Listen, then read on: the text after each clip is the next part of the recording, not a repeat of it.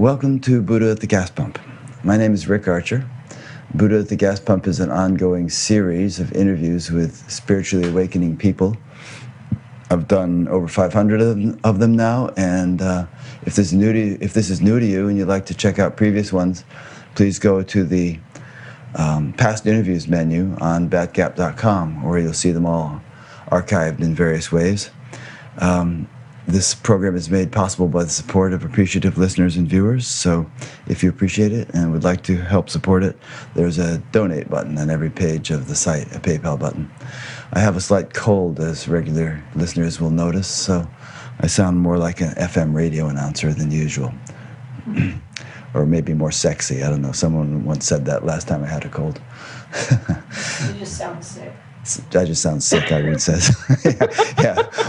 Why try to put a positive spin on it? Anyway, not to trivialize this, my guest today is Beth Miller. Hi, Beth. Hi, Rick. Beth is a longtime Bat Gap watcher and very much a qualified guest to be on the show, as you'll soon see. She was born in Brooklyn, New York, not far from where I was born, Norwalk, Connecticut. Went back to graduate school after raising two sons outside of San Francisco. She had a satisfying, rich career as a psychologist, working in private practice and teaching at the California Institute of Integral Studies, University of California at San Francisco, and leading national workshops on resiliency. She had been convinced throughout her lifetime that there was more to us than meets the eye, and after decades of devoted searching, guided by spiritual teacher Jan Fraser, who was on Bat Gap in 2013, she experienced a profound shift in consciousness at the age of 70. Beth calls herself a poster child for it never being too late. This shift sent her course in a humbling and wondrous way to deeper and further understanding, to embodying, and most importantly, living what had been revealed. In the sweet presence of now, she is along for the ride of intimate contact with whatever life has in store, from moment to moment and day to day. So, that's nicely written. Thank you, Beth. Thank you. Yeah. Thank you. So, I read a good part of your book, Waking Up on the Couch. And when I first read it, I thought that was a reference to waking up on a psychiatrist's couch, but you actually literally woke up on a couch, not with a psychiatrist.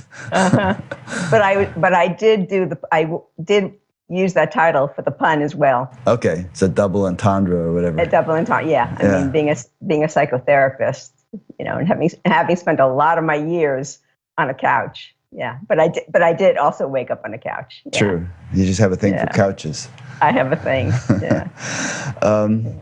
So your childhood started out a little rough. Your parents were, your father was a World War II veteran, as was mine, and probably had a fair amount of PTSD, as did mine.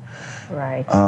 And you mentioned that you suffered from intergenerational trauma, abuse, and oppression. And I guess you say it in your book, so we can say it here, but you were actually raped by your father and impregnated by him at the age of 12. So that's pretty bad on the scale of, good to bad. Yeah.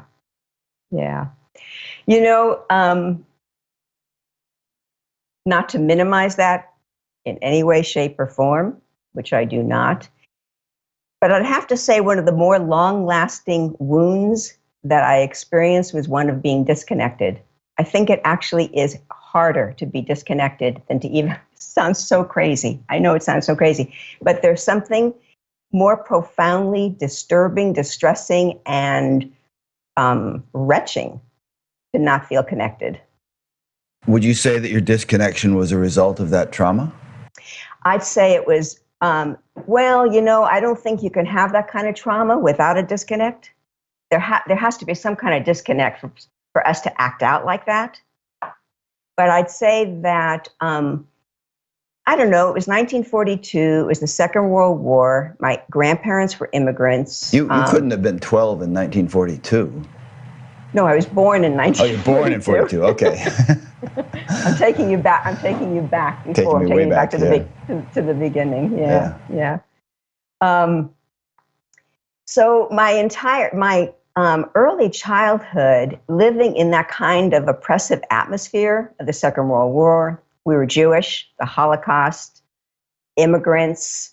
Um, there was a sense of such powerlessness. I'd say that was probably the strongest feeling that I felt in the atmosphere of my home. Um, and it's like, what do you do with powerless? What do you do with a whole collective of people that are powerless? It's not uncommon that you turn it on each other. And so there was just a lot of tempers and outbursts and unhappiness and bitterness. So that's the environment. And in that kind of environment, I did not feel connected to my parents for very many reasons, but I did not feel connected to my parents. And I think that was more shattering than even the fact that I was so violated.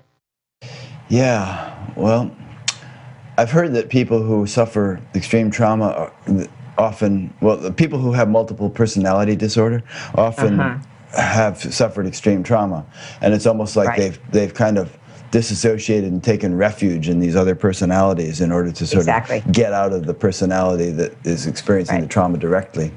Right. So do you think, although you don't have MPD, do you think that Right. you had somewhat of the same influence? A Oh, reaction?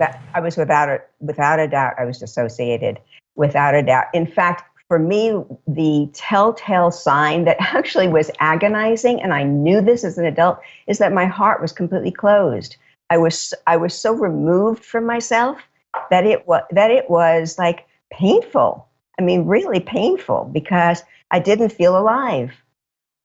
I appeared alive. I appeared to have a personality. I appeared to be able to be functioning somewhat, but I felt profoundly removed.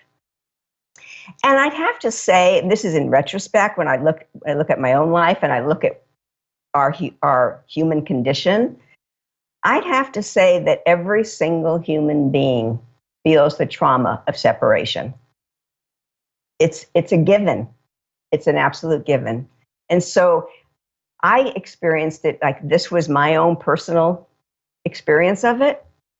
And it was also a portal. It was an absolute portal. Like, there's got to be more than this. There's got to be. Yeah, no, I would agree with that. I mean, there's that line in the Upanishads, which you probably heard me quote, which is that certainly all fear is born of duality. And anybody who's not in unity consciousness or better is in duality, and therefore has this sort of root fear kind of at a deep level in their life. And the whole world is basically functioning that way. Exactly. And I'd have to say, looking back, one of the greatest advantages is that that was very obvious to me. It was very obvious that I was unhappy, uncomfortable, and out of sync. I also should say something else, because as much as that stream was profound, and it was a profound stream of like, this is what my life was like. I always, from early childhood, I had a sense of there being something greater than ourselves. I never questioned it. I never wondered what to make of it. It just seemed like it was just a given. It was an absolute given. Well, yeah, I think it's to your credit, it's a blessing that you had those awarenesses, because I don't think I did, and I don't think most people do. I mean, sure, people want more, and you're frustrated, and you're not cool enough in high school or whatever. Right. But to have a sort of a conscious recognition that there's something deeper to life than what you're experiencing. Because usually when people feel lacking in some way, they're kind of externalizing it and thinking, if only I could have this car or this girlfriend, absolutely. And you seem to have internalized it and realized there's something within. I'd say both is true. I, without a doubt, externalized. But my dream life kept me this side of sanity. When I was an adult, I read this somewhere. Elie Wiesel, when he was in the concentration camps, he speaks of his dreams, and he speaks of the joy and the well-being that showed up every single night in his dreams that kept him this side of sanity through the camps. That was my experience. That was actually my experience through childhood. Do you think that, like him, you had an active dream life because your outer life was somewhat horrific, and that kind of forced you into a more internalized state and therefore a more vivid dream life? I suspect that's very possible. Very, very, very possible. You're talking about a lonely child who had nowhere to go. So where do you go? And I will tell you, I think it's probably worth saying, giving details to one repeated dream. I was raised in a one-bedroom apartment, and my bed was in the living room. My parents did actually both work, and so I did spend a lot of my time by myself, and I did come home from school, and I did have to do light housework. All that actually happened.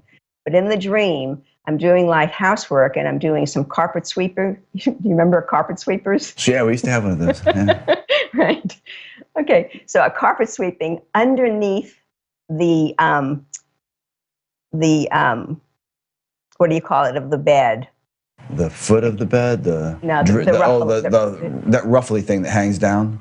Right. Yeah, the right. curtain or the apron or something like that. Something like that. Anyway, whatever those things are. Anyway, so I'd pick it up and I'd be putting the carpet sweeper underneath it, okay? And I'd look under and there'd be a mound of coins. And no matter how many coins I would take out and put in my pockets, the mound would replenish. It brought me, oh my God, I cannot tell you the feeling of that dream. And I will tell you now, retrospect, the experience of unbounded presence, unconditional love, the gold of that, it's like, well, here's the dream that said, look, this is the truth of the matter. Now, I had no idea as a child. I'm telling you what I'm putting on it way later. All I can tell you, as a child, I felt held. I felt cradled. I felt something, I felt companioned. I felt absolutely companioned. So, and that dream kind of symbolized it for you. I think so. Yeah. It's not like you felt unbounded presence or being held in the dream, but somehow the gold coins symbolized the promise of that. Is that what you're saying? That, but I also actually physically experienced the joy. You had a taste of it. Yeah. I did. And that was a recurring dream, right? You had it over and over. A recurring dream. Interesting. Yeah. And the other thing too, I've thought about this a lot because I think children do get glimpses and just sort of like a bit of like, but it sort of like amazes me that I never mentioned anything to anybody. And somehow, I don't know, I don't want to put too much on it, but had a good, strong enough feeling like this matters. This really matters. That's interesting. Yeah, I wonder if people listening would like to ponder whether they've had a recurring dream throughout their life. I've always had one that had to do with a mountain. And sometimes I'm hiking up it, sometimes I'm just looking up at it, sometimes I'm skiing on it, but there's always this mountain. I've had it for decades. I don't know what it signifies or symbolizes, but it's always kind of beautiful and profound and meaningful in some way I can't articulate. But isn't that the point? Yeah. Isn't that the point? And the fact that it would be unique to our own preferences or, experiences, but the same thing's being said. Like, look, wow, there's a whole lot more than meets the eye here. Yeah. Getting esoteric for a minute, what makes what do you think causes dreams like that? What is it? Just something all within our own neural network, or something being conveyed to us by some higher intelligence, or what? I have always felt it was a message from God. From God, yeah. And I will tell you that there was not much mention, if any mention at all, in my household of God. So I didn't come to this with any kind of schooling or um, conditioning or being taught anything. But I always felt like I was being that I felt it was a message from God. Yeah, that's nice. And to this day, and the other thing that also means a lot to me about dreams is the issue of our ego wanting to be in control. What I've always loved about dreams is that I had no say in the matter. This ego, I had no say in the matter.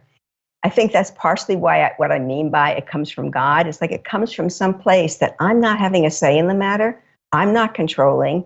And there's something, if I pay close enough attention, if I listen, if I'm open and receptive, there's something being said here. Mm-hmm. Yeah, I think that's why dreams can sometimes be so profound, because we've released the grip, you know. We're kind of innocent and open in a way, and able to be receptive to deeper levels that we might be otherwise closed to. Exactly. Yeah. Exactly. I've had the most profound experiences in my life during dreams, or maybe they weren't even. Really? I don't even think they were dreams. They were these sort of things that happened, but the body was asleep. You know. Wow. Yeah. It's beautiful. Yeah, I mean, some of them would sometimes involve higher beings, and other times I'd find myself sitting in lotus in samadhi, and then discover that my body was lying on the bed, and things like that. Yeah. Anyway, don't want to talk about me. Yeah.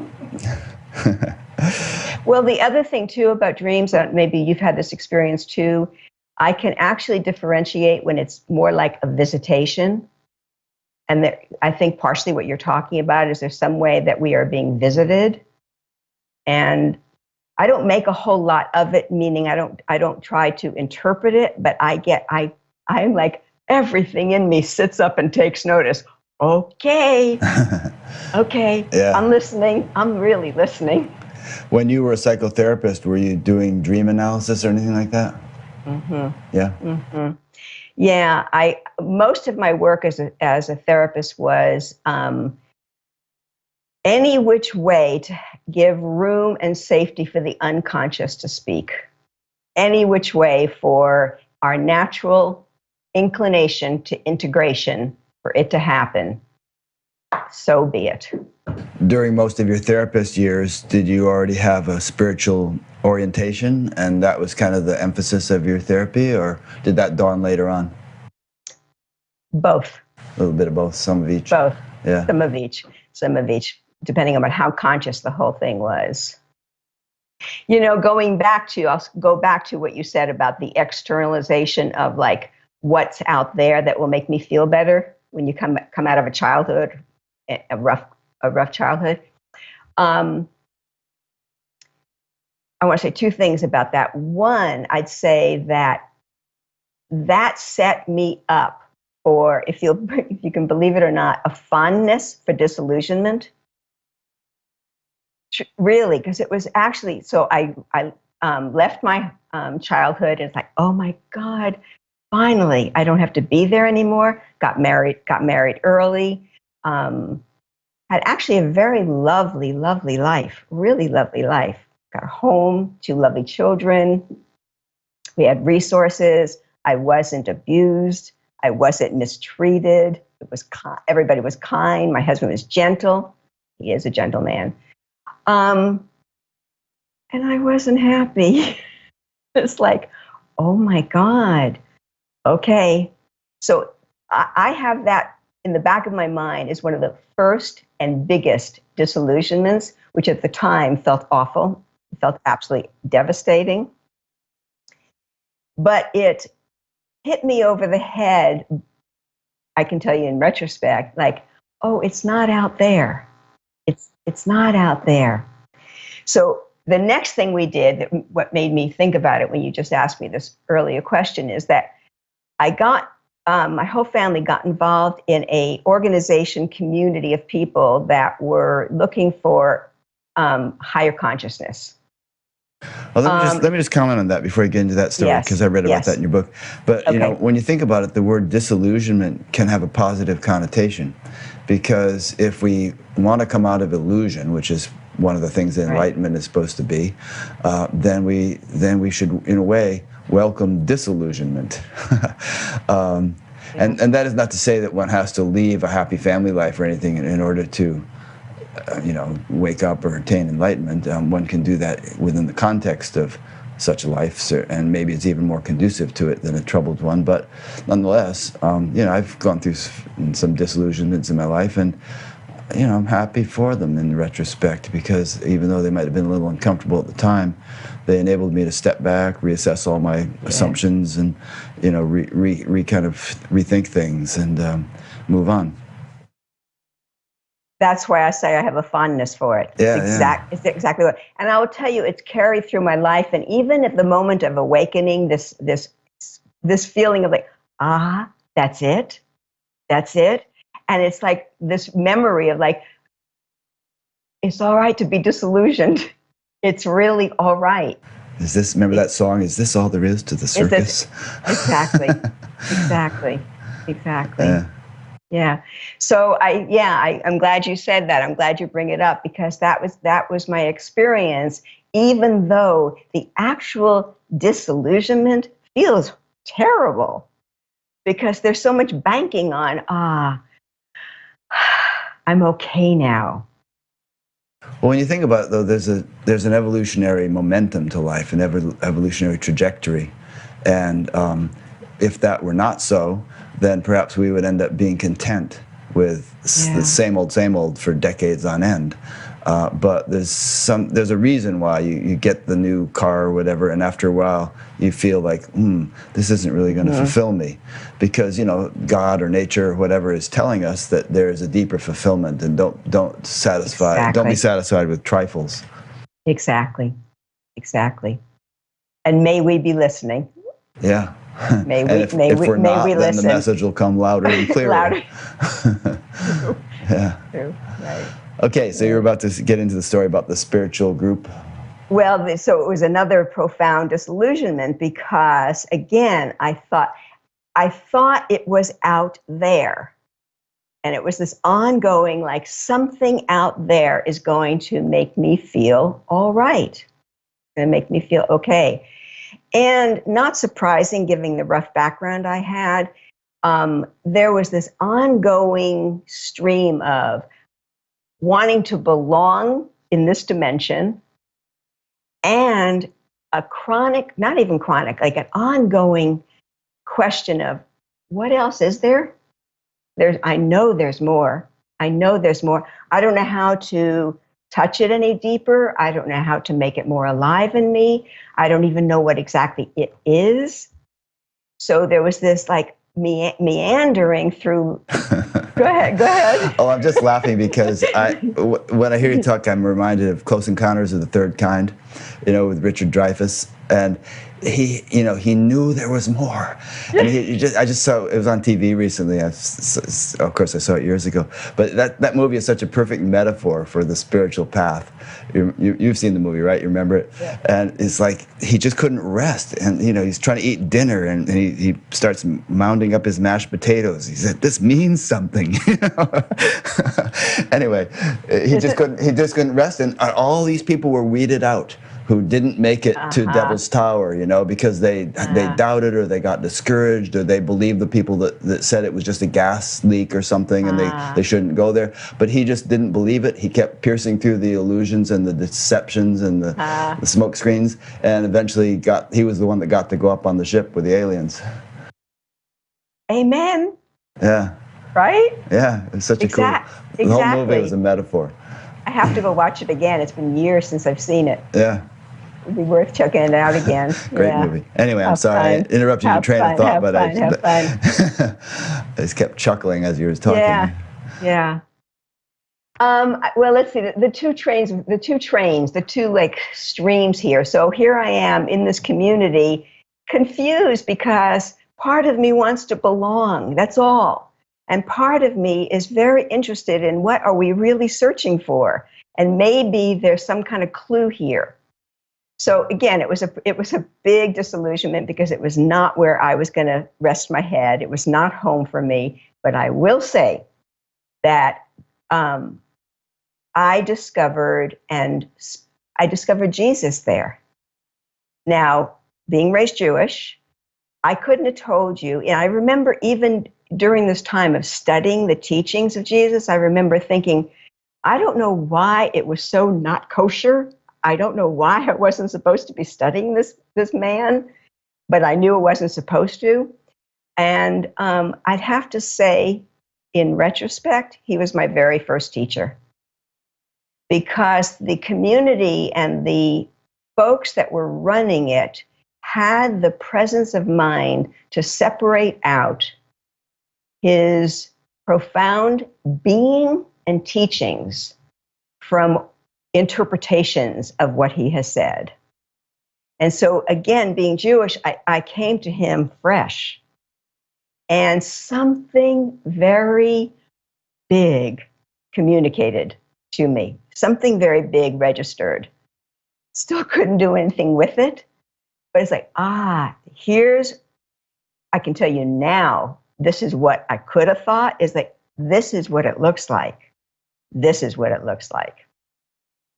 But it was the community itself was not where I was going to stay. And so, yeah. Yeah. It's funny how just about all spiritual groups are quirky. I mean, some of them really are careful to keep, constructive criticism lively and to keep sort of introspecting and fine tuning and tweaking their direction, and they manage to remain pretty healthy. But it's funny how things can go off the rails with many different groups. Somehow there's this myopia sort of closes in when you're in your own little thought bubble with like-minded people, and egos come into play and whatnot. But anyway, with anything like that, you take what you need and you leave the rest. Exactly. Yeah. And I don't know if this is where a good point for us to get into it, but it brings to my mind, you and I had a very brief conversation before we got started here about the shadow material, and I think that's partially what you're referring to. Yeah, we can get into it. We can always meander around. Okay.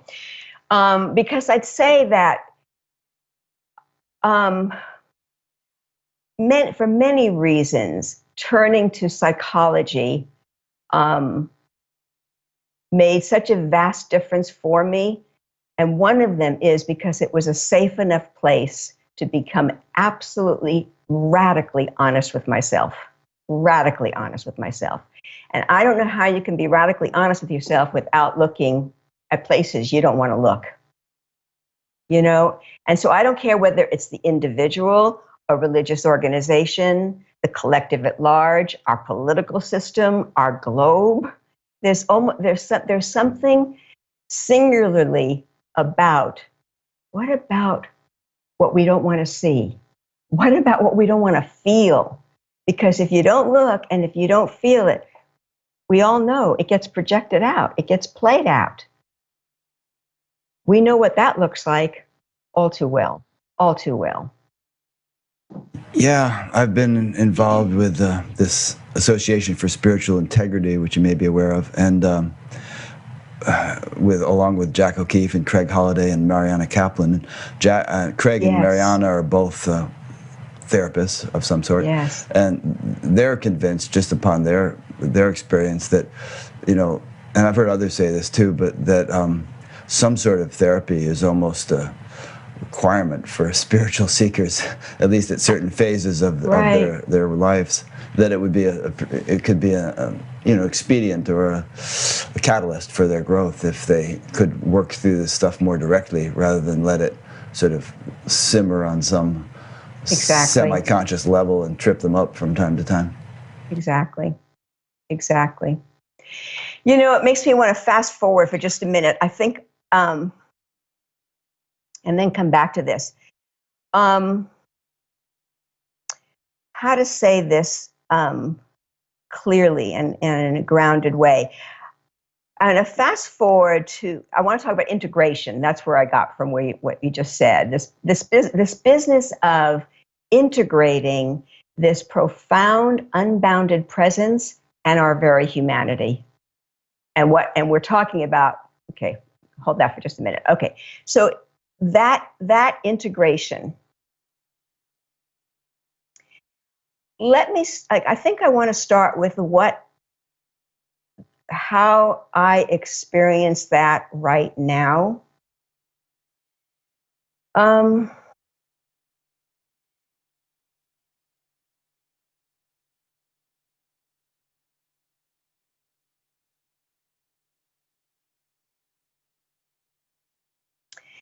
This intersection of being human and being pure presence, you know what? It's still to this day, it makes me weep. It's so gorgeous. It's so gorgeous. God, it's so beautiful. It's so beautiful. And the place of like getting to be human, getting to have the experience of like sitting here speaking with you, getting to be intimate with life in a human dimension. Oh my God. I mean, my God. Okay. And to have it all permeated and animated, completely permeating, completely animated by pure presence. I mean, consciousness, awareness, God consciousness, whatever we want to call it, intelligence, whatever we want to call it. It's like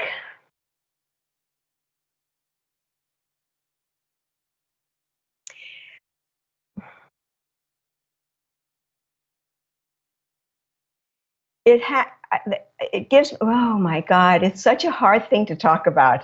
You want me to chime in for a second and give you a break? Yeah, Well, maybe even spur something on. Yes, please. sure. Well, as you said that, I thought, the divine went to a lot of trouble to get to this point. First, there was the Big Bang, and then there was a lot of hydrogen and helium, and then at a certain point, it started to congeal into clouds, and some of those clouds became stars, and the stars lived out a multi-billion-year lifespan and exploded, and that gave us some heavy elements, and then that formed a second generation of stars, and eventually, we ended up with rocky planets, and then biological life, and then eventually, as Brian Swimme says, leave hydrogen alone for 13.7 years and 7 billion years, and you end up with giraffes and rose bushes and opera. Wow. And so there's been this evolutionary project going on for billions of years into greater and greater complexity and greater and vehicles capable of fuller and fuller expression of the divine as a living reality, or embodiment of the divine is a better word, as a living reality. And here you and I are a couple of them talking about it. And there is something extremely profound and beautiful about that. It's not just some meaningless, random, accidental thing, as some so-called scientists would suggest. It's the play of God, of omnipresent intelligence, doing something remarkably mysterious and profound in order for that deep intelligence to enjoy as a living embodiment, as a living reality, rather than just flat unmanifest being. Exactly. So that's one way of putting it. And to know that viscerally, to live that. Yeah, to know you are that, living as a human being. To know that I am that and me are not separate. To know that viscerally. Oh my God. Oh my God. Oh my God. And to have this experience of, like, this is the instrument, the music is not mine. There is a particular song to this personality, and to be able to completely enjoy that. Completely enjoy that. And I think not only because it's beyond beyond anything you or I could possibly understand. So that brings me to my knees. But also to remember, for me to remember where I came from, what my life was like when it was so constricted, when I was so locked or locked into and dissociated from to be in this experience. It's like, are you kidding me? Yeah. Really, really. And you know what? I like, why did I write the book? Like, just for that, to say, look, there is a lot going on here, folks. There's a lot going on here, you know? Yeah.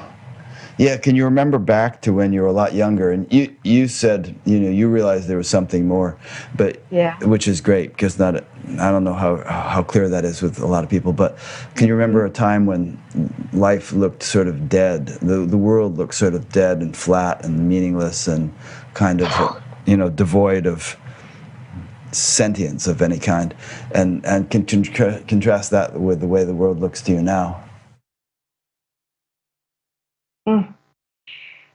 Do I know the former experience you're talking about? All too well. All too well. I will tell you, I can remember even having the conscious awareness of like, I do not know how to live, how to love. I feel dead.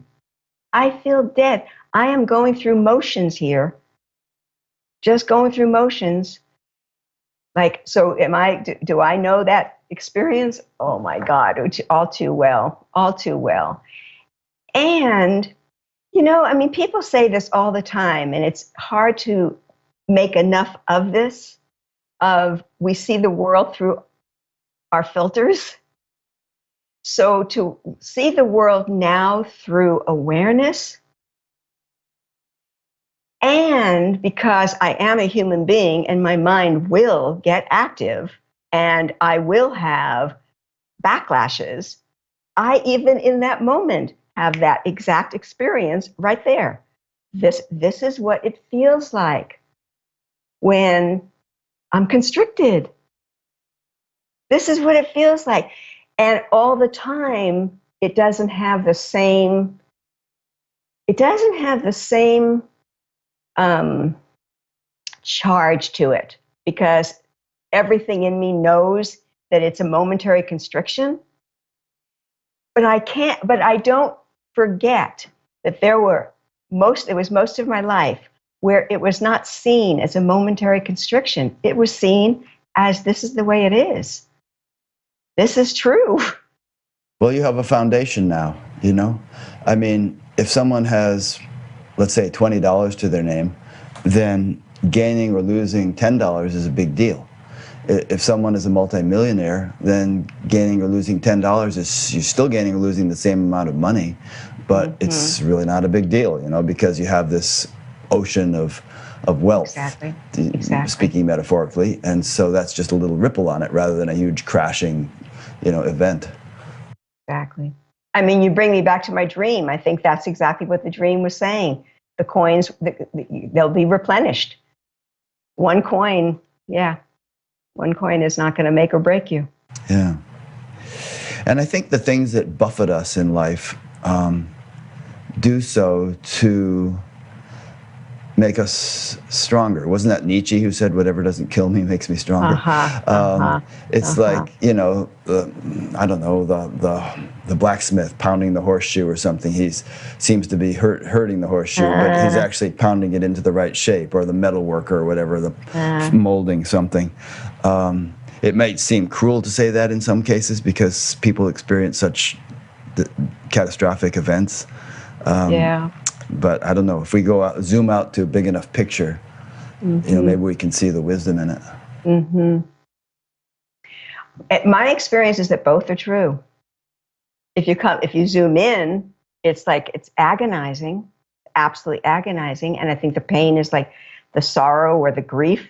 Like, yeah, you zoom out, it's like, wow. I mean, look at the childhood I came through, and it's like your horseshoe. It's like your horseshoe. You know, I, I cannot make a cause and effect here, but I have to tell you, it feels to me like a lot of my compassion comes from having felt so awful. You know, it was pretty bad. And like, my heart goes out. My heart goes out to the experience I had. My heart goes out to anybody hurting. Yeah, there are a lot of stories like that in literature, like The Prince and the Pauper, you know, where you can't really appreciate Yeah. what it's like to be a pauper until you've gone through it yourself. And so, Yeah. in a way, having gone through rough times in our lives makes us a better helper for other people. And it's rather unfortunate sometimes that some spiritual teachers are so glib about people's suffering. You're like, oh, it's just an illusion. Oh, you know, it's not the real you. It's very real to them. And while you don't want to give them the sense that that is the reality, you do want to convey that there's something more. To just brush it off, I think, is unkind, and it could also encourage disassociation or spiritual bypassing. Yes, exactly. Exactly. Exactly. Yeah. Yeah. So, you say, unlike many who sought and found an ultimate truth through meditation and or spiritual inquiry, I fell into my true nature by shedding defenses, mostly in psychotherapy. Being in the room with a loving presence allowed the deep surrender that is common to every spiritual communication or practice. So, like, you know, how many years of psychotherapy did you do? 250. Yeah, right. No. The first time around was 8 years, and the second time around was 3.5. But the second time around was 3 times a week. Wow. I know. And you really I found know. it transformative, obviously. I did. I want to say 2 things about that. Let's start with how transformative it was. The case I make for things for me in psychotherapy is that there was something about sitting with another person, and a person that was not judgmental, a person that had enough skills, that was kind, and could look me in the eye and hold me in a way that they reflected how I was feeling. No, they held me in a way that I could start to understand what I felt, understood what I was thinking. I didn't know these things. Understood my own opinions, got into the history of my background. I think too, we often say the problem is our belief system, the problem is our history, the problem is our identification. It's all true. But it can be dealt with on a superficial level, and it can actually enhance spiritual bypassing. Because like we said earlier, it's like, well, that's not me, so I can go do whatever. Being in an ongoing presence of it's safe to keep looking gave dimension to beliefs, gave dimension to history, gave dimension to my motivations, gave a dimension to the very fact like, wow, there's nothing else here but self-centeredness. Wow. Okay. I needed that safe environment. I needed that kind of contact connection in order to be that transparent with myself, without a doubt. And I think that that's one of the reasons, whether it's before, during, or after awakening, without that kind of work, you never know when and how it will come up and bite you in the butt or bite somebody else in the butt. There's a lot of butt biting going on. There's a lot in the of spiritual community. Right, exactly. Yeah. Now, that being said, I will tell you that it's no surprise to you at all that there's a major limit to psychotherapy, a major limit, not the least of which it's based on a belief that something is broken, something needs to be fixed, something needs to be made whole, something needs to be transformed. So to begin with, that perpetuates itself, and it perpetuates in the person sitting there in the office, something's wrong with me. Perpetuates Do you it. think it can not only perpetuate it, but reinforce it? And that's the other thing. The second point is that it's pretty much around the ego. So it's to make the ego stronger, to make the ego more functional, which, please do not get me wrong.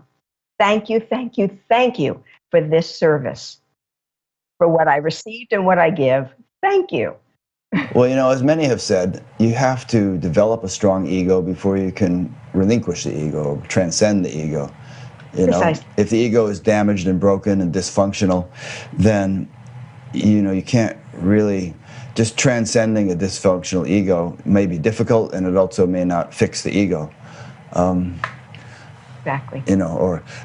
I used to not think that because my teacher Maharishi Mahesh Yogi always used to say, well, just don't water the leaves of the tree, water the root, and if you water the root, the whole tree will flourish. But then there have just been so many examples of I won't name names, but people who appear to be highly enlightened and who genuinely did have an obvious profound degree of conscious realization really screwed up in certain relative behavioral ways, which they never had the proper opportunity or feedback or circumstances to look at and to correct. So, as some would say, you can, if you're an asshole and you get enlightened, you're going to be an enlightened asshole. So try to fix it, before then. It's one of my appreciations of Ken Wilber's work. Yeah. Grow up. Right. Wake up. Grow up, clean up, wake up. Yeah. Exactly. Yeah. And the I whole really thing of lines appreciate of development, and how tightly correlated these various lines are, and they're like a big stretchy rubber band. They're just not that tight, and so you have to kind of attend to all these things.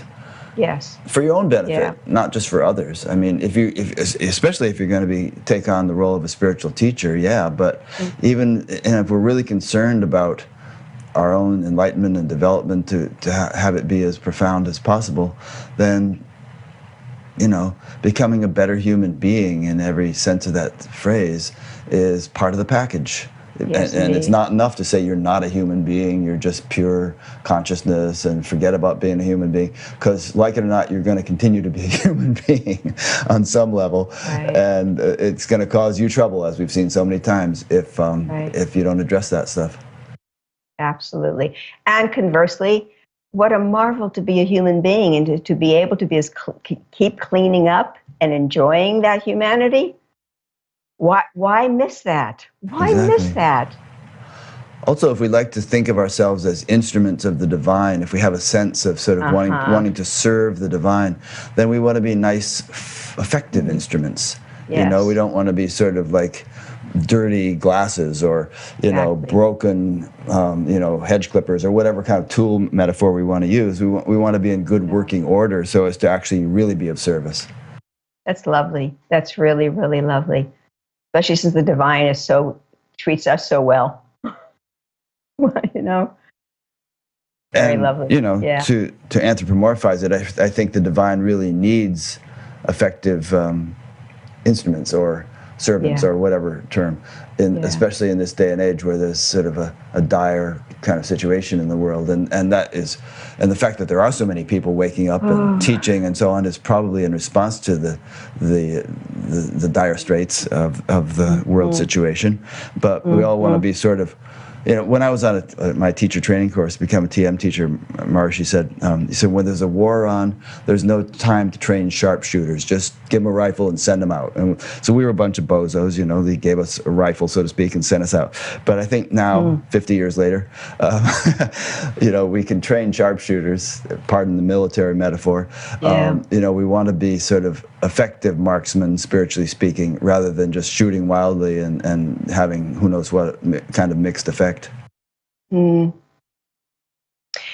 makes me think too that after the awakening, I'm so glad that some wisdom arrived in me. It's like, there's more, there's more.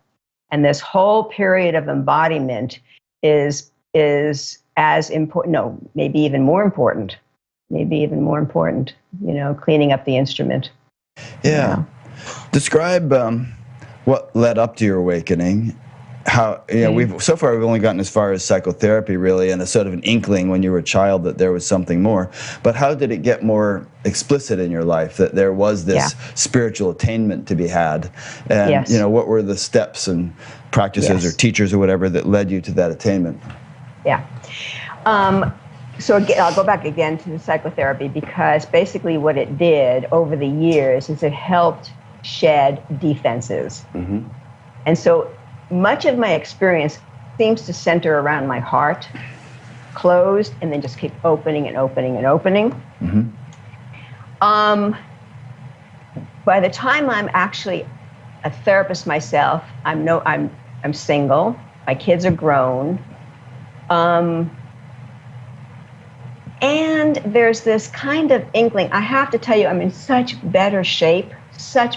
But there's this background inkling of, and I don't even know what the is, but there's a And one day I have a break in my office, and I have the Sun magazine on my desk, and there's a picture of Adyashanti on the cover. And I read the interview, and I am actually through the pages, sit back like this, like, whoa. Not only his presence, which came right through the pages, but he put words to something that had been in the background my whole life. And he put the words spiritual awakening and enlightenment. I'd never heard the words. My intuition all the way through my life is like, I would say to myself, I want a personal relationship with God. I had no idea what that meant. I had no idea where to even look for it.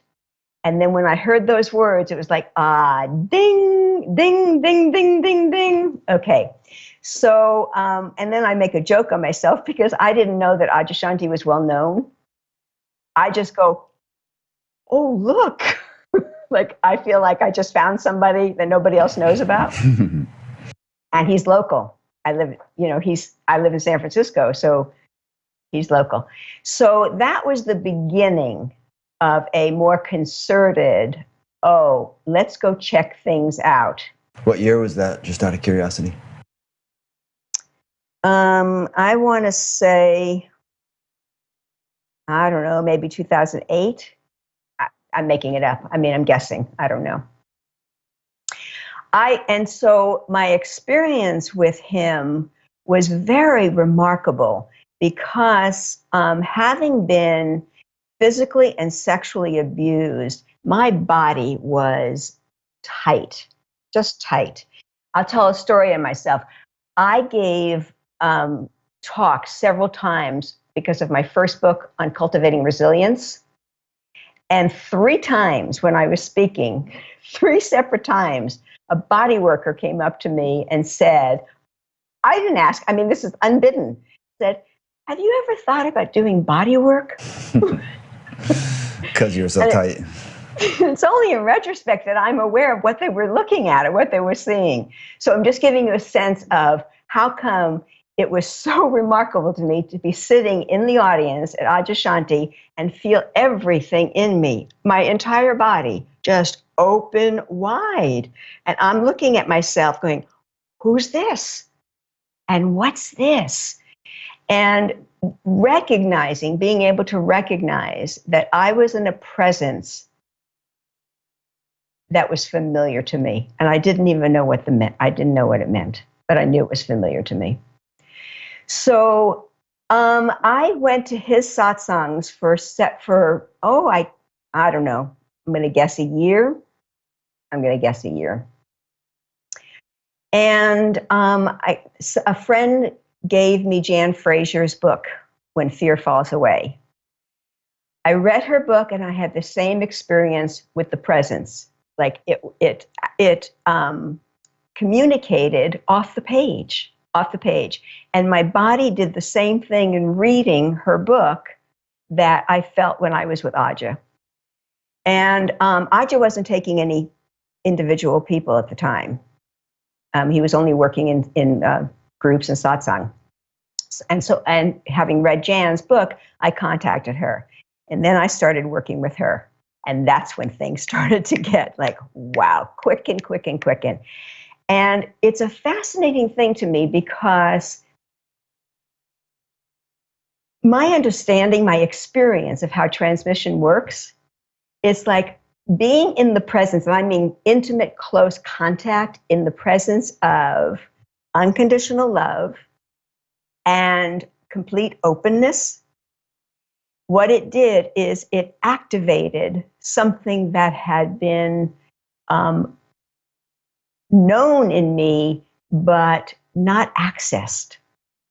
And so the more time I spent with her and the more time I stayed quite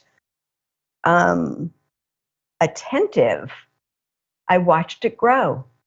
And so there was this kind of dance that went on, because the more the love and the more that pure presence started to grow, the more the defenses could thin out, dissolve, and actually disappear to a large degree. Then there's an interesting cart and horse question here, which is, does presence grow because we're dropping defenses, or do defenses drop because presence is growing? Right. Or both, or could it be either or both, or a combination, or maybe it depends on the circumstances? Yeah. I don't know exactly that, but I will tell you there is a relationship. There is a relationship. And I'd say that's one of the reasons I still feel that being intimate contact with people who are open, undefended, awake, alive makes a difference. Oh, yeah. It makes a difference. It's contagious. It's contagious, for real. For real. Yeah. Thank God. That's why I still go to see Amma after all these years. It's like, is it, a 30-second hug or something? And, but after 3-4 days of getting a few of those and just being in that atmosphere, you feel totally shifted. Yeah. And uplifted. Yes, exactly. And then going fast forward to the actual awakening, the thing that is still pinch me like feeling like a marvel is that that's what we are. That's what I am. That love, So it's like, then it goes from, it's no longer out there only, it's fully here. Okay, wow. That's an important shift, because you can get kind of addicted to Shakti experiences, and this teacher's radiating this and this teacher's radiating that, but at some point it has to shift to the point where you realize that that's what I am, it's everywhere. Exactly. Yeah, and that's when it becomes so real and so grounded and so like, no matter what, for real, no matter what. Well, Amma used the example of, if a burning log, if a log that's not burning is placed next to a log that's burning, then eventually the other log will be burning just as much as the first log. But there's a value to that proximity until the other log gets ignited, Yeah, exactly.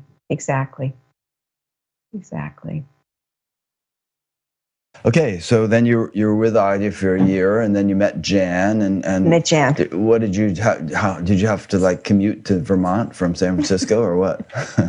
I did go once. I gave myself the gift for my 70th birthday of going and spending a week in Vermont to sit with her for about 2-3 hours every day for 5 days.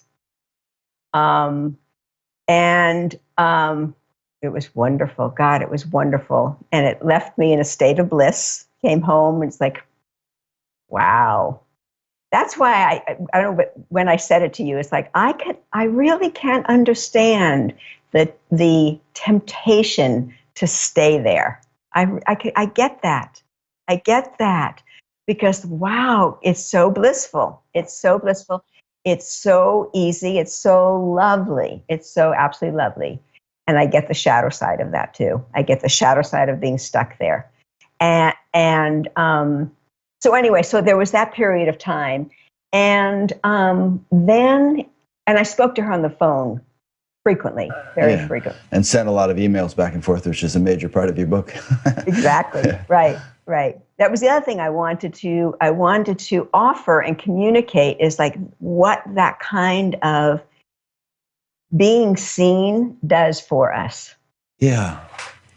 It's nice to be able to have a relationship with a personal teacher like that, which again is, I think, maybe one of the blessings of the current culture, where there are all these teachers, maybe none of whom are the most enlightened beings ever to walk the planet, but still have something valuable to offer. And you don't need a Nobel laureate in physics to study physics, to have as a high school physics teacher or a college physics teacher. You kind of move up the line as the need develops.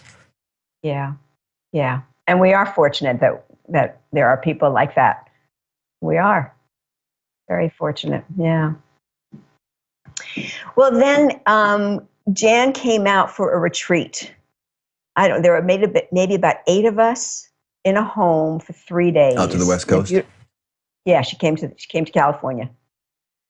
And we were together for 3 days. So sweet. And on the very last day, the very, very last day of our 3 days we've been together, several things happened. I don't think it was in this order, but I'm going to start here anyway because it still tickles me, because there was this spontaneous prayer that came up to me. It's like, wouldn't it be something to awaken in the midst of other people, like with folks here? And the reason I say it to you that way is because, again, given my personality and given my conditioning, being alone was a Grand Canyon, falling off the Grand Canyon kind of feeling, okay? And so the period of this thinning of defenses, I'd have to say there was some harrowing experiences of my ego going, no way, no way, no way, no way, no way. Is that what you mean by the falling off the Grand Canyon thing? What was it about being alone that was like the Grand Canyon? So like 3 o'clock in the morning, I would imagine myself letting go fully. And it would feel as if I was going to fall off the edge of the Grand Canyon cliff. It was like scary. Sort of like... That's an understatement. The vastness was scary. Oh my God. The vastness was scary. The unknown was scary. And there was this part of like, and I'm all by myself. Okay? So given that was in the background, I thought it was absolutely hysterical that would be the prayer, because I could appreciate like, oh, maybe it could be in company, this profound, ultimate letting go. Here's one last veil. May it be with other people, okay? The actual experience of being there that day, there were several things that happened. One was I lost all sense of boundaries, all sense. And because we were in a room and because we were all together, it showed up with each other. It's like there was no separation between you and me, none whatsoever. And it wasn't about being empathic for you. It was like, I am you. I am you. I am you. I am you. I am you. I am you. And what got my attention about that is that it couldn't have been more natural. There was nothing extraordinary about it. It couldn't have been more ordinary. Like, right. Okay. So that was one of the things. The other thing is that there was something very real burning in my gut to such a degree that I would have assumed it would be visible. Like you would have seen red hot all over me because something was burning so intensely. The biggest, the most probably hardest to put into words was um, the love that showed up from within me. It was uncontainable, inexpressible, beyond immense, like to my knees and familiar, like so, so, so familiar, so familiar. It sounds like you were pretty ripe, you know. I don't know. Exactly. I don't know if everybody else in the room was having that experience, but you were ready to pop. Exactly. Exactly. Yeah. Exactly right. Yeah, but there is Yep. definitely something to be said for an assemblage of people on the same wavelength like that, a higher wavelength. There's a synergistic effect, and it's extremely conducive to everyone's awakening. And there's so many different verses from various scriptures that emphasize that, and that warn against the opposite of hanging around, darker or more incoherent crowds of people, situations. If you're interested in spiritual awakening. That's actually very lovely. I hadn't thought about it. I hadn't thought about that experience in that context. It's actually very lovely. Yeah. Yeah. Yeah. There's a whole beautiful thing from the end of the Rig Veda. I'll send it to you later. I don't want to interrupt the interview by looking it up, but it's just a beautiful thing about an assemblage is significant in unity, and know your minds to be functioning together from a common source, and it's a nice quote, but it's just a case in point because almost every spiritual tradition emphasizes the value of being with like-minded people, spiritual aspirants. It's like, if you're in a perfume factory, you're going to come out smelling like perfume. You can't help it. But if you're in let's say a coal mine or something, no matter how careful you are, you're going to come out with coal soot on you. So the company one keeps is considered to be extremely important for spiritual aspirants. And don't you know that inside out? I mean, can't you just feel it? Oh yeah, I mean, I've experienced it both ways. Right, exactly. Yeah. Which is not to say one should be snobbish and avoid people who are suffering. I mean, some of the most wonderful people in this world, like Mother Teresa and many others, plunge right into the suffering and give of themselves all they can to help to ameliorate it. But it's not like I think people get the point of the difference between that and just sort of hanging out in bars and hoping to somehow get enlightened. Yeah. However we might be staying unconscious. I think that's part of the point too. Yeah.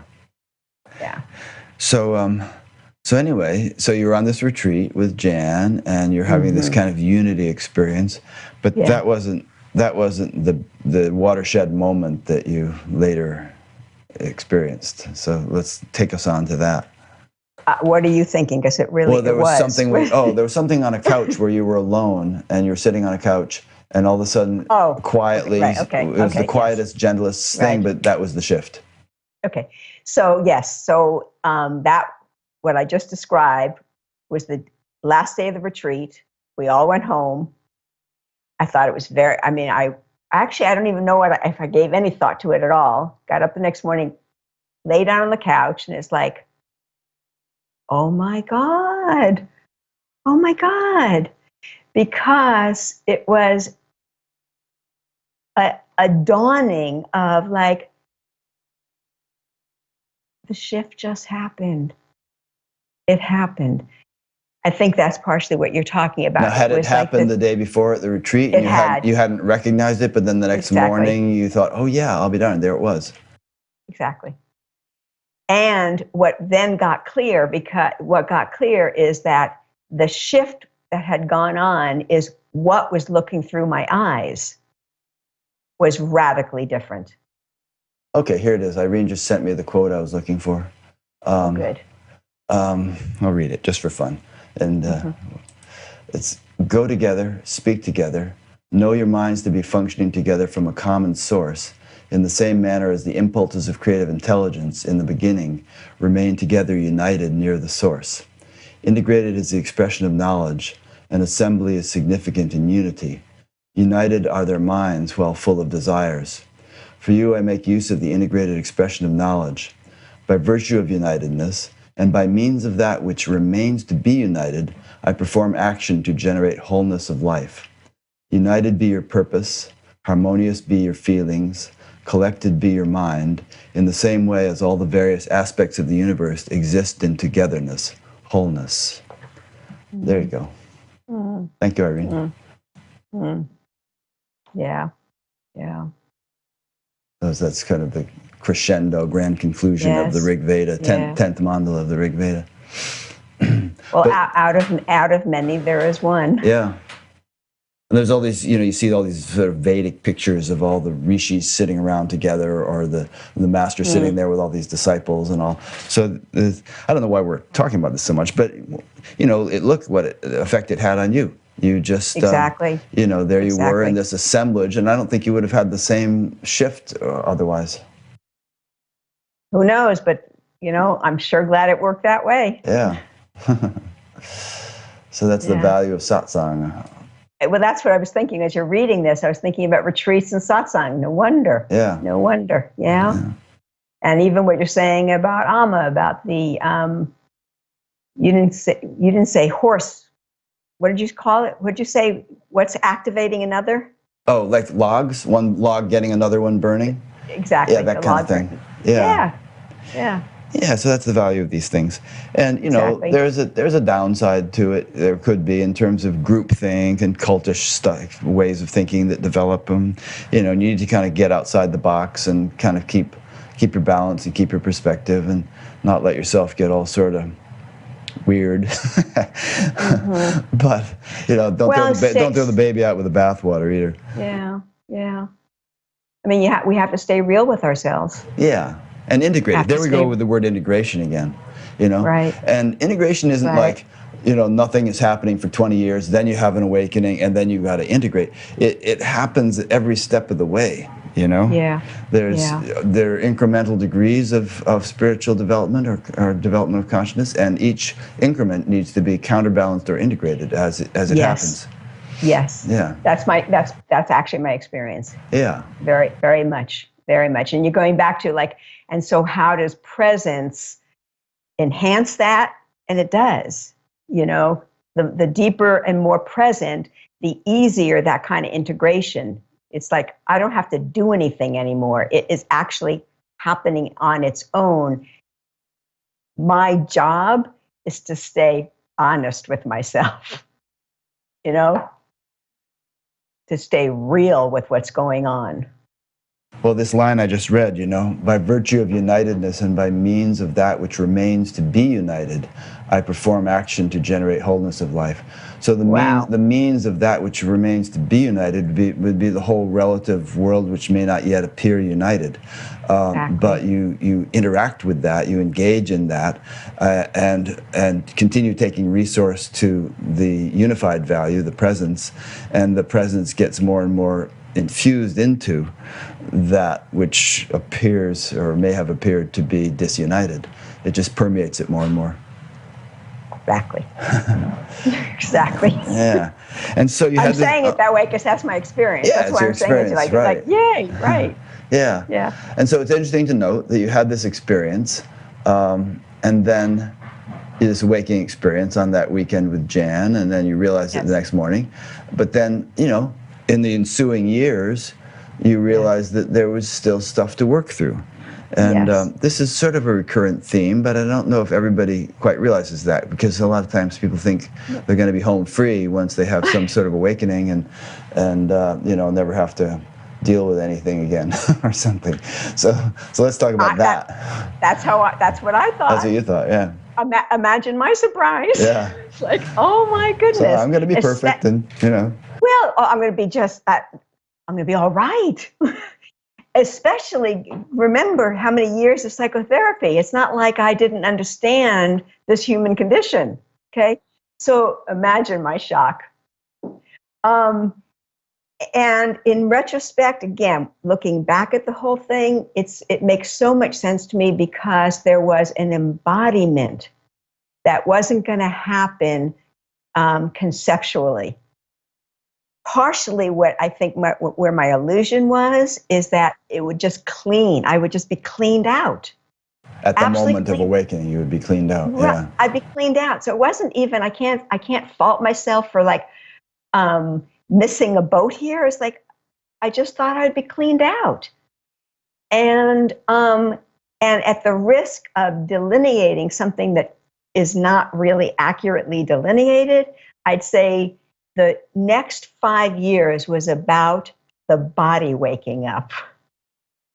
And again, maybe because of the trauma, who knows what, but I can tell you that there was an ongoing processing of this realization through the body. And the body had a mind of its own. I often bow to and say thank you to Scott Killaby. I think you interviewed him as well. Oh yeah, a couple times. Yeah, because he said the body did not get the good news.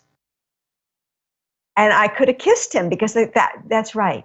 The body did not get this good news. But the point being is like, oh my goodness, of course.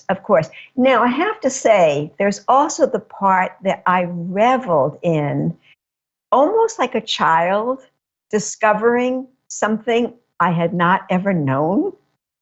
And that is like, what's it like to walk in the woods? What's it like to do yoga? What's it like to be sick and not be afraid? What's it like to move? All this was like, from this state, this kind of like, oh, I'm not removed any longer. I'm not dissociated any longer. There is a congruency that's going on here that means I feel things I've never felt before. So easy? No. But something about it was like, wow. So you're experiencing everything for the first time in a way with fresh eyes. Right. Yeah. Exactly. Nice. Exactly. Really nice. Yeah. Really nice. Like, okay, very, very nice. So I went to yoga. I went to cranial sacral work. I went to Feldenkrais. I did hiking. I did full body meditation. I just began a whole process of becoming familiar with and friendly, not to underestimate, friendly with my body and death. Because one thing, there's almost like, again, it's not a real thing to delineate, but there was a way that my psyche had died. There was a way of a profound surrendering and letting go over time of a mental construct. And now there's this kind of like letting go of a body, of this body.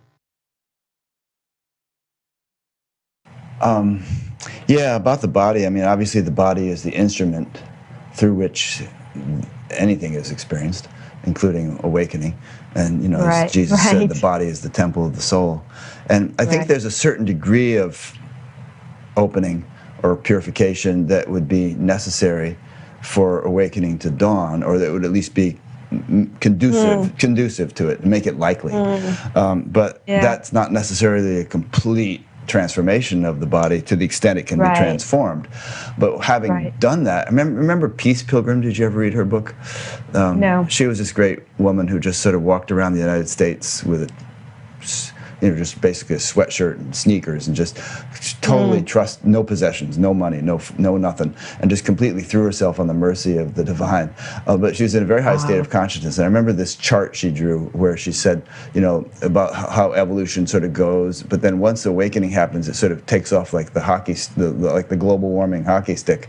And because you have that sort of foundation of pure consciousness, which is like a solvent for cleaning up everything much more efficiently than it can otherwise be cleaned up.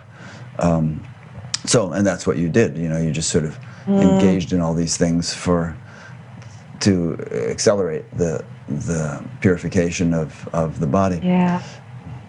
I like that word, solvent. Yeah. Yes. Yeah, Exactly. it is like that. Exactly. Yeah. I mean, if you think of, water as being a solvent, you've heard me use this example. You dump a little mud into a glass of water, and it can't really handle it. There's not enough water to dissolve the mud. But you throw the same handful into an ocean or even a swimming pool, and it kind of dissolves because there's enough vastness of the solvent of the water to dissolve the mud. And so once pure consciousness dawns, or even if we can have momentary access to it, it's very conducive to the purification of all these samskaras, they're called, these impressions. I'll bet you anything that's why it feels so effortless, because it's happening on its own in that regard. Yeah. It's this You're kind of on automatic, and you're not doing process. it. Exactly. Yeah. It's a natural process. Yeah. Yeah, as a matter of fact, how could we do it? It's too complicated. I mean, we couldn't keep ourselves alive for 2 seconds if we had to sort of manage our heart and our breath and our blood flow and all that, our liver and all that stuff. But there's a sort of a natural process for all this that we actually fully turn on once awakening takes place. Yeah. Isn't that a relief? Yeah. Oh my God. Oh my God. Yeah. Exactly. A question came in from your namesake in Spokane, Washington, Beth. She wants to know, in your experience, do you think that we, /humans, try to overanalyze enlightenment and try to interpret spirituality from the limited intellectual part of our mind instead of experiencing the universal loving force that manifests life all around us spontaneously and for no other reason than unbounded love? It certainly is. It's certainly something we do. Absolutely something we do until we don't. Until we don't. And who knows that what force or purpose it does in the meantime to try to get some kind of grokking of what this is all about. I don't know. I mean, people wake up like that. People have my experience, like plotting. It's like, I don't know. I think different people have different proclivities. Some are jnanis, some are bhaktas, some are more intellectual, some more emotional or devotional. But I think there's nothing wrong with any of those things according to your inclinations, and there's certainly nothing wrong with an intellectual understanding of all this, as long as you don't mistake it for the actual realization. Exactly. I think that's a very good point. And let me add to that too. I don't know whether I'm just making this up or not, but I would say for someone like myself, with the level of trauma I had, there's a way that I had to trust life over time. And part of that trusting was trying to comprehend something. And so it's like, this is so big, it was a bit much to, without any kind of understanding, just go, okay. I don't know if it's true or not, but it's possible. Also, without understanding, there have been cases of genuine realization which terrified the person. They didn't know what it was. I mean, the classic example is that book Collision with the Infinite by Suzanne Siegel, where she shifted into this awakened state, and although she had a background in this kind of stuff, she'd sort of left that behind a few years ago, and she didn't know what this was, and it just totally terrified her. She couldn't find a personal self anymore, and she spent 10 years trying to find one, and until she finally relaxed with some help from Jean Klein, and came to realize that she had actually shifted to an enlightened state. So in intellectual understanding is important. It not only inspires us on the path to realize there's something more, as you felt since childhood, but it also supplements and it can safeguard the path to make us realize that something good is happening, which might otherwise be interpreted as something bad Horrifying. or horrifying. Horrifying. And to Beth's point, I'm in Washington, as you said also, until that's no longer needed. And then it's in the way. And then it's in the way big time from any kind of direct contact with whatever is going on right here, right now. You don't need the crutches once the leg is healed. You don't need the boats once the river is crossed. Right. Yeah. Right. Beth had a follow-up question, which is suffering due to our lack of awareness of this love of all things, or a feeling that we are not worthy of this love? Mm-hmm. Can you repeat the question, please? Sure. She asks, is suffering due to our lack of awareness of this love of all things, or a feeling that we are not worthy of this love? And I'm not sure that necessarily is an either-or question. Maybe those are two facets of why suffering occurs. Go ahead and see what you can do with it. Yeah, no, I think it is both. I really do. I think it is both. I think this business of feeling unworthy, oh my God, it is so ubiquitous. It is so, I wanted to cuss. It's so ubiquitous. And I understand, I really do. I mean, I don't know how we would not, considering that we are taught that we are puny, we're taught that we're not connected, we're taught that we're not anything, we're not whole. I mean, so how can we not? How can we not? That's an inadequate. That's a short-handed way of saying that. So without a doubt, we suffer as a result of that. My God, we suffer. We suffer because we think we are inadequate. We suffer because we think we are unworthy. We suffer because we think we are alone. And I also think we do suffer because we are disconnected from the depths of what we really are, which is where the profound all rightness is. Yep. So I think both are true. Yeah, that's just what I was going to add. We suffer because we're constricted. And yes, indeed. you know, we sort of, if we think of ourselves or experience ourselves as only being this isolated little thing, then that is very conducive to suffering. Whereas if we realize that we are the field, you know, we are the vastness, then things can happen to the little thing that, you know, the individuality which might have been devastating. But if we're sort of grounded in that, in being, then we can take them in stride so much more easily. Absolutely. Absolutely. And I'll add one other thing to suffering. We suffer when we interpret our pain. We suffer when we interpret our discomfort. So the very pure sensation of pain, the very pure sensation of grief or whatever, any emotion, is not suffering. It does not feel like something is so massively wrong. And I think there's a big misunderstanding about that. I don't suffer, I don't feel. And to me, the opposite, the exact opposite. The more awake I am, the more I'm feeling. Because, yeah, you're not shut down anymore, like you were saying. Exactly, or removed. Yeah. Exactly. And yet you have the capacity to feel. So if a person doesn't have the capacity, then you don't want to just impose feeling on them too. And maybe it's a healthy protective mechanism that we shut down if we haven't developed the capacity. But once the capacity is developed, then the armor can be taken off. We don't have to lug it around anymore. Well, you say that. I go back to one of the advantages of sitting with somebody is that somebody can be there with you as you increase your capacity. You know, like you're not alone in this kind of, this feels really bad. Mm-hmm. And spiritual practices can also increase capacity. You know, you meditate regularly or something, and it just, you know, you just get more and more deeply grounded in being, and therefore more invulnerable in a way, but not because of your being closed down, but because of being oceanic, Yes. being ocean. Yes.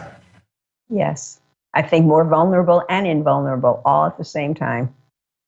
Yeah, I mean, I remember seeing some verse about, the sensitivity of a yogi is like that of the eyeball or something, just Wow. acutely sensitive. But Yeah. so feeling everything, but having the sort of vastness to let it flow through and not be overwhelming. Exactly. Exactly. A question came in from someone whose name is going to be very hard to pronounce. I'm sorry, I won't do it right. I don't think it's from Kosh Erdine Batotok or something like that, from an even harder to pronounce place in Sweden. But anyway, he said, so if you live in a kind of a ghetto or literally in a low energy place and meditate every day, is there any help? Is there any hope? Mm-hmm. Yeah, I mean, I interviewed a guy a few months ago who was on death row for 18 years and kept himself sane Wow. through intense spiritual practice. It doesn't get much worse than that. Wow. Nothing to add to that. Yeah. Wow. Yeah. Look up that interview, Kosh. It's Damien Eccles. You'll find it in the past interviews menu on Bat Gap. He was wrongly accused of murder and spent 18 years from the age of 18, for the ages of 18 through 36, in horrendous conditions in a prison in Arkansas on death row. Wow. Can I add one more thing to that? Also, there's something about letting our hearts break open that is a gorgeous portal too. So, I mean, it isn't inconducive to be in a place where it's so heartbreaking. As you meditate and you can let yourself be open to it, it's a beautiful thing. Yeah. Yeah, I have a friend, not a close friend, but someone I've known over the years in the Alma group, and I just saw her in New Mexico, and she has been doing spiritual practice since childhood, and she is a nurse now, and she started out her first nursing stint in the emergency room in a bad part of Albuquerque, with all the sort of like shootings and drug overdoses and everything coming in, and she just felt like she just had the capacity, I'm sure there are all kinds of people who don't do spiritual practice who have that capacity, but burnout is a problem among teachers and nurses and policemen. I mean, look at all the police violence stuff that happens when they've just gotten so, and soldiers. I mean, all these people, they don't necessarily have a way of releasing all the stress they encounter, and so it bottles up, and eventually something erupts. Well, especially if you're giving from an ego rather than from vastness, we're more prone to being burned out. There's so far you can go. You really have to recharge your batteries. You do. Uh-huh. You really do. Yeah. Okay. Here we go. On to the next point. You've been very helpful in providing some good talking points here that we're working our way through. Oh, good. Well, maybe we've covered this. Let's just see if there's anything more to say about it. There's an important conversation going on right now that I would love to be involved in, not only from the awakened perspective, but also from my decades of being a depth psychologist. I'm looking at the importance of facing, being with, and feeling our very real human pain, suffering, and experiences instead of the ubiquitous spiritual bypassing, and not getting bogged down or stuck in the psychological inquiry and healing, missing the deeper essential reality of our true nature. This space between, this eternal openness that melts the paradox of we are not here and we are fully here. So we've kind of covered this, but I bet you there's a bit more we can say about it before we move on. Do you want to say more before I'm thinking about it? No, I want you to. Oh, well, you're going to think for a minute? Yeah. Let's see if I come up with anything. Just, the stuff we've been saying about developing the capacity to feel pain, because perhaps being shut down is a protective mechanism that we're wired to do and we can't help doing, and maybe it has its purpose. I mean, the snail has its shell for a reason, the turtle has its shell. But if we really want to become, I mean, the notion of Brahman or the totality, is that it encompasses or engulfs absolutely everything. And Yeah. when the Upanishads say, Tat-Tvamasi, they're saying you are that Brahman. You encompass or incorporate everything within your being. So imagine the depth of strength as well as delicacy that one would have to really live that. Yeah. And to develop that capacity seems to me requires a very strong willingness to feel. And I think for the most part, I think most people, most of us, we don't want to feel bad. We don't want to feel bad. And I think part of the spiritual bypassing is this, like, maybe I don't need to feel bad or feel hurt or feel grief or crumble because somebody I love died. Like, you know, um, They're hoping that the bliss of enlightenment will sort of overshadow any pain or suffering that might arise in life, perhaps. I think so. And also as I'm sinking into it even more, it's like there's also something about becoming very transparent and clear with ourselves about our motivations and our biases and and even just this kind of humility of there's more I don't know about myself. There's more about being human that I don't know. So this kind of again back to that intersection of there's nowhere to hide. I think that's really basically like a big bottom line. There's nowhere to hide. There's nowhere to hide in the denial of our humanity, and there's nowhere to hide in the blissfulness of enlightenment. We are all here as beings, feeling beings with a certain sense of movement and energy that behooves us to be familiar with. It just behooves us. Yeah.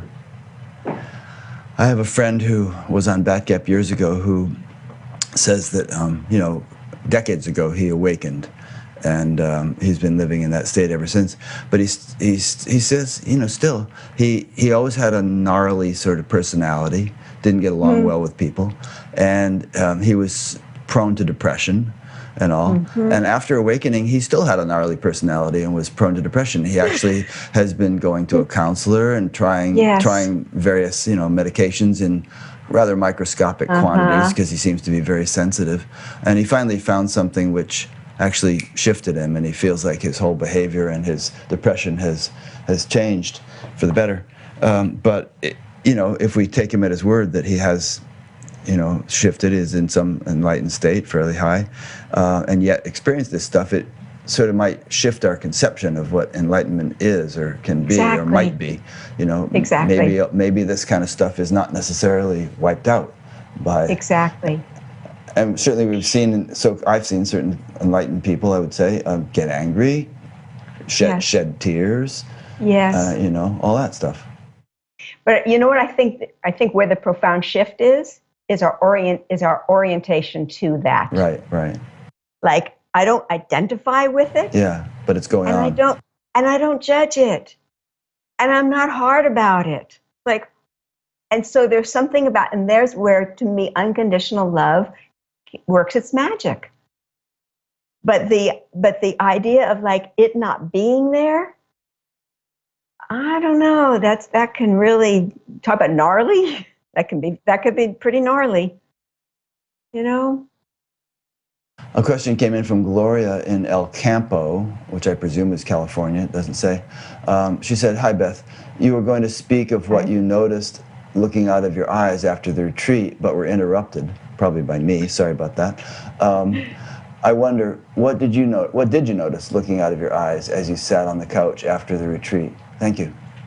How lovely. So let's say this is a very subtle experience because actually, where it was mostly noticeable, I got up off the couch and I walked down to Fillmore Street, which is about a 20-minute walk from my apartment. I can't tell you how many times I have walked down to that street. I cannot tell you how many times I have walked on that street. Cannot tell you how many times I've seen the stores, the people, da da da. So that was what was so remarkable to me. Is like I'm walking down and I'm seeing the same trees, the same stores, the same sidewalk.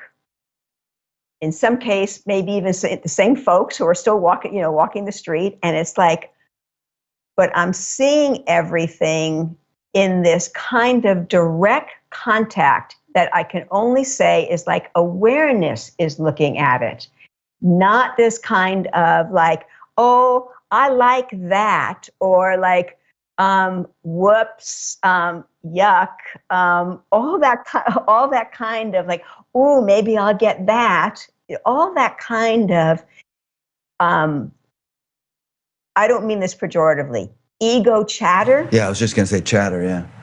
All that kind of ego chatter that would go on, that would indicate, interpret, perceive, comment on everything was gone. It just wasn't there. And it was just sort of like this breath of fresh air, like a cool breeze. A cool breeze. And I think what made it so cool is that it was everything that was so familiar. So I couldn't say, oh, of course, I've never seen this meadow before. And isn't it gorgeous? No, it's everything familiar. And it's really lovely. Simply just there it is. So like that. Yeah. Yeah. Jesus talks about, being like little children, except you be as little children, you shall not enter the kingdom of heaven. So it's kind of like, Exactly. You were looking at things with innocent, fresh eyes, Exactly. without all the overlay of interpretation Exactly. and conditioning and stuff. Exactly. And has that persisted, or did you get back into more of a chatter mind? No, it persisted, meaning that when the mind starts chattering, it's like this awareness watching it. Yeah. It's another part. It's another lamppost on Fillmore Street. Yeah, you're not caught in the chatter. Right. And even if I do get caught, even there, it's like there's a knowing of like, oh, so pay attention. Maybe there's something that needs to be revealed here. But again, I cannot emphasize enough how different it is to not judge myself, to not have that kind of like both interpretation and judgment and shame. Oh my God. You had done a lot of that, I take it. Oh my God. And so just this like, oh, okay. And not that it feels necessarily good. I'm not trying to make it, like sanitize it, but the orientation to it is, to me, a game changer. That's nice. Yeah. It's well put. How many years ago was that awakening on the couch? 5.5. 5.5. Almost So 6. that's pretty impressive. You're like almost 76. You really look great. I'm almost 77. Thank you so much. Almost 77. Yeah, you look fantastic. Thank you. Thank you, consciousness and good genes. Good genes, yeah. I never would have guessed. So, if you could sort of track the past 5.5 years, do you see a kind of a course that your life has taken? I mean, maybe it's the same thing at deeper and deeper levels, but let me ask it another way and see if this helps. Okay. If you look at the way your life has gone over the past 5 years, you could perhaps tell us about that a little bit. But then if it continues to go in this way, how do you see it going over the next 5 years? Or is that sort of, do you not think in terms of out so much outside the present? I don't think outside of the present, but I think I can actually respond to what I think you're asking. Because I'll tell you something that has happened recently that got my attention big time. It started about January of this year. Let me give you a little bit of background. I had breast cancer twice. The second time was 10 years ago. So this January, I developed a pain that got my attention and did not go away. It was in my back. And I said, and I had this like, I have to wonder. I just have to wonder. Might this be cancer? So I called my oncologist, and it was about a 2 or 3 week period of time before I could get an appointment. And the first thing that I noticed is that I didn't push that. I didn't call back and say, oh my God, do you have anything sooner? Okay, that was the first thing. In that period of time, whether it was 2 weeks or 3 weeks, something went on that actually was completely delightful. Again, unbidden, absolutely unbidden. It was this ongoing deepening of me being gone. Gone. I mean, gone. And so real. I mean, viscerally real. And then I started looking around my apartment at the different things that I have, and almost everything that I have has some kind of association to someone I love, or somewhere I've traveled, or something that has meant something to me in my life. And I found myself, again, unbidden, and in this very kind of sweet, rhythmic process of saying goodbye. Okay, and goodbye to this and goodbye to that, getting to my kids, and oh my God, just like that was heartbreaking. I mean, that was just heartbreaking. On and on and on and on. Time comes for me to go to the doctor. So this went on. And I think maybe I'm being able to communicate to you how real this was. And I think the reason I keep saying it that way is because it was like, I'm going, this is really real. Okay, oh my God. Okay, so I go to the doctor. She tests my lungs. She tests my back, and I am cancer-free. And I find myself disappointed. I went to all that trouble saying goodbye to everything, and now I'm not going to die. And that was part of it, because it felt so real. It felt like, okay, this is what's happening. Okay, but then the other thing that it occurred to me is like, there's some way I feel finished. Like this is how it feels to me. I came to wake up. Okay. Yeah, meaning in a very, very, very deep way, okay. And I don't mean this in any kind of light way.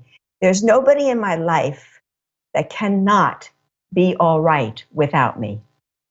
And I'm not talking about not missing me. I'm not talking about, oh my God, but I'm talking about, am I leaving anything unfinished here? Am I leaving anyone in the lurch?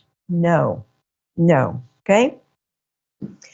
So I sat with that, like, that was, I sat with the disappointment. I sat with like, And I often hear like what might be needed, and what I heard at that time is like, be still and know that I am God. Be still and know that I am God. And I must have spent hours. I have a very lovely state park close to my home, and there's a eucalyptus grove. I call it my cathedral. I must have sat there for hours and hours and hours. I wasn't sleeping well. I was very tired, and I just sat still. One day, shortly after that, I got up for breakfast. I started cutting up a strawberry, and I look at the strawberry, and I'm like, if I can even capture what that moment was like.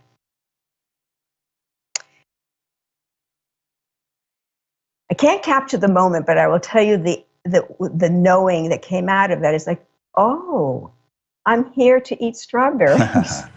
Yeah. Nothing else. Nothing else.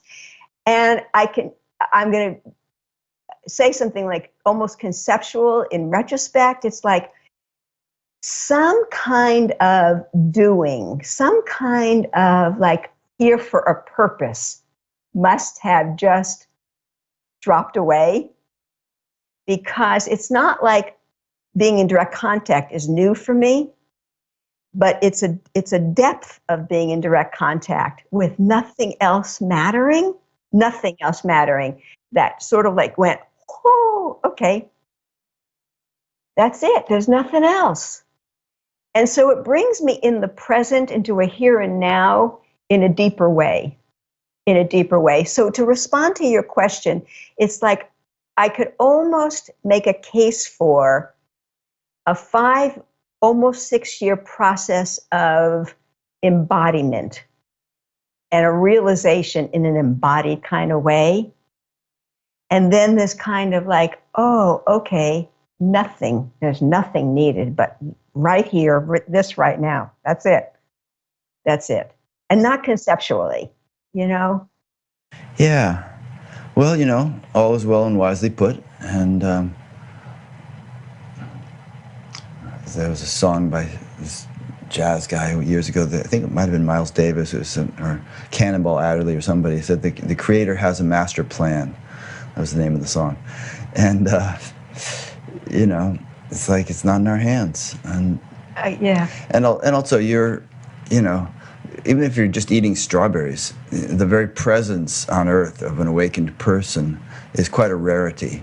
And I think it makes a tremendous contribution to humanity to have such people around, even if they're just living ordinary lives out of the public eye in every respect. We're all linked, we're all interconnected, and every single awakened person is undoubtedly stirring or enlivening something in the collective consciousness, which very much needs enlivening. Amen, right? Yeah. Amen. Yeah. Amen. Exactly. I mean, no man is an island, we're not isolated as we may appear to be.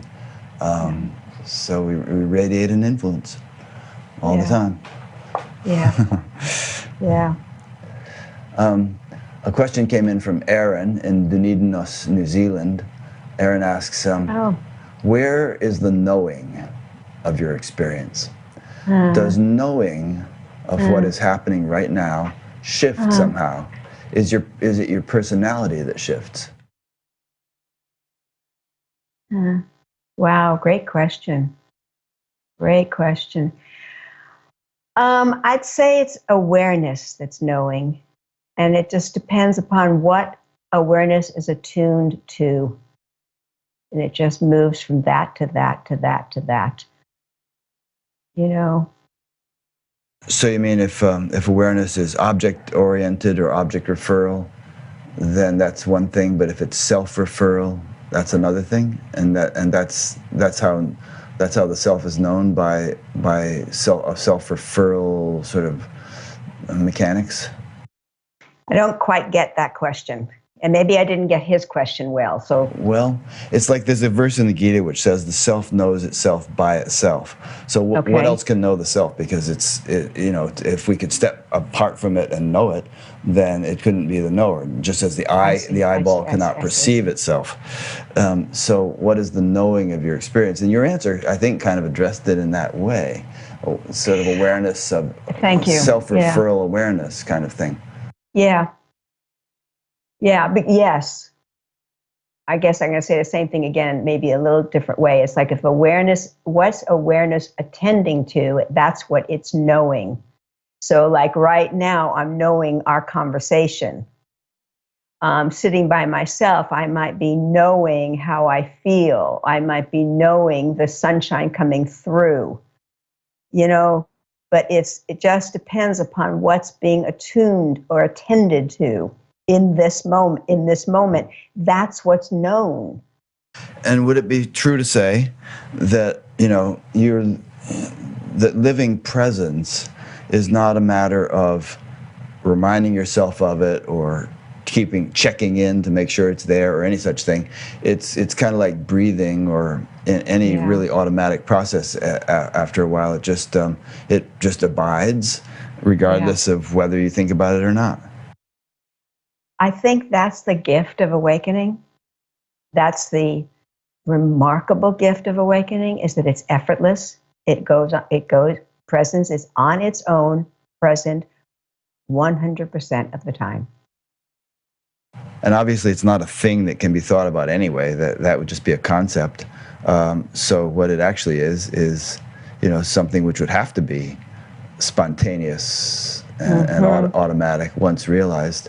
Because otherwise you'd lose it when you fell asleep, or when you burned your hand or something. It would just be. And if there's that, I keep quoting the Gita here, but there's that saying. The unreal has no being, the real never ceases to be. So how could the reality actually come and go? If it could, then the universe would be on very shaky ground. Yeah. I think that's also the humbleness of the whole thing. I have to say, when you say that, and I think back about not knowing that, when it was true all along, even when I didn't know it. It was still true. So there's something I find it deliciously humbling. Like, yeah. Right. Was that part of the realization when it dawned, which often people say, which is like, oh yeah, this has always been here. I just didn't notice it, that kind of thing? Honest to God, right? Tutankhamun, that was my association when he found that the tomb was true, what he had been looking for all those years. That's how I felt. You mean the archaeologist who found that tomb? Is that it? Yes. Yeah. Huh. Yeah. Sorry. Yeah. Unclear. Yeah, but from childhood, I've had this inkling. Like I know. I don't know what I know, but I know. And so there was that moment. It's like, I'll be darned. It's true. Yeah. And I have to tell you, I still feel a little bit of a pinch me, kind of like, it's really true. It's really true. And you might relate to this. Living in the world we live in, it's like, this is not what people are, this is not the currency. So that too makes me even more like, and look, it's true, even though nobody's talking about, well, most people are not talking about it. And it's often put into some kind of pejorative lens or, box. So that's also what makes me pinch myself, like, it's true. God, it's true. And thank God, like you said, it's others, like, right? It's like, oh, okay. The many singing this song, thank goodness. Right, and have been for thousands of years. Forever. And have sometimes been crucified or burned at the stake for singing it, Exactly. Because people were expecting a different song, They thought, well, our books tell us the song should go this way, and you don't sound like you're singing that one, so let's kill you. Absolutely. Yeah. Absolutely. I mean, that's very true. If there was an age only a few hundred years ago where you and I would have been killed for talking this way publicly. Right. So fortunately, we live in a more enlightened age. Well, one of my ongoing reflections over the years has been it's Jesus' crucifixion, for that reason, for many, many reasons. But it's like it was in the back of my mind for years and years and years and years. What is that really? What is that? Yeah. Well, one thing pertains to something we've been talking about, which is, could that realization be maintained in the midst of such a dire circumstance, in the midst of such a horrific experience? Did he have the depth of realization to maintain it? And if so, yes. Did he actually suffer, or was he actually residing in a realm that was beyond the reach of suffering? Beautiful. Well, I mean, who knows? It's just a question. No, but I can tell you for myself personally, that's been the question. I mean, that's definitely a question. And it's like, I think that's the other pinch me. It's like, oh yeah, it is real. even in the midst. It is real. It is, even in the midst. And even in the depth of feeling and the mishigas of this crazy chattering mind, like, it's still real. It's still real. And we may hopefully reach a time when people would listen to this. Maybe this interview will be online for 100 years or more, and people will listen to it and say, "Isn't it weird that the way they thought this was such a big deal back in those days?" It's like, isn't it obvious? Doesn't everybody know this now? Society Rick, could shift to that extent. May it be so. Yeah. God, may it be so. Yeah. May it be so. I really hope it will be. And Yeah. and there are various predictions who say it will, that we're going to shift into a much brighter age, and there are ancient records of ages that were like this, when it was more common knowledge. So things move in cycles, and hopefully we're on the upswing. Seems like it. We'll see. Yeah. I mean, actually, they're contending forces. It seems like we could also be on the downswing if we want to look at it that way. So. Yeah. Yeah. Well, I think we're on the right team. At least that's the team I want to be on. Me too. Yeah. Me too. Me too. Well, Beth, it's been great talking to you. Your website, which I'll be linking to, is bethmillerphd.com. And what do you have to offer people? How do you interact with people? I do see people one-to-one in my home. I do see people on Skype. I thought about this before you and I spoke. I think it'll be obvious from our conversation that there's a way that I can help people psychologically, but I also think especially as a integration embodiment of awakening, from the perspective of like what's still happening in the human condition, what's still happening. I would like to offer myself there. Okay. And it says on your website that you actually offer a free half-hour consultation to begin with, and then people can take it from there if they want. That's right. Yeah. It's true. Yes. Yeah. Well, that's nice. Yeah. You may find yourself a little bit overwhelmed with those free half-hour consultations for a while. I'll be bowing to you, Rick. Yeah, right. It's like, oh my God, I should have taken that off the website. I'll be bowing to you, or I'll be calling you at 3:00 in the morning. Yeah. Edit that out, please. Yeah. Well, good. That's nice. All right. So, to those who've been listening or watching, you know who I've been speaking with, Beth Miller, and as always, I'll have a page up on BatGap about Beth, and with a link to this interview, a link to the audio podcast of it, and a link to her website, which you can go and explore. And if you feel so inclined, perhaps take her up on that offer. And do you ever do retreats or anything like that, or? I do writing retreats. And actually, I can well imagine doing retreats. Okay, it could evolve into that. I think it could evolve. I think it could evolve into that. Yeah. Yes. Huh. Yeah. Good. All right. Well, we'll see how it goes. But anyway, stick around. I'm glad that you decided not to die. It's good to have you here. I mean, you hadn't done your BatGap interview. That has to be on your bucket list, right?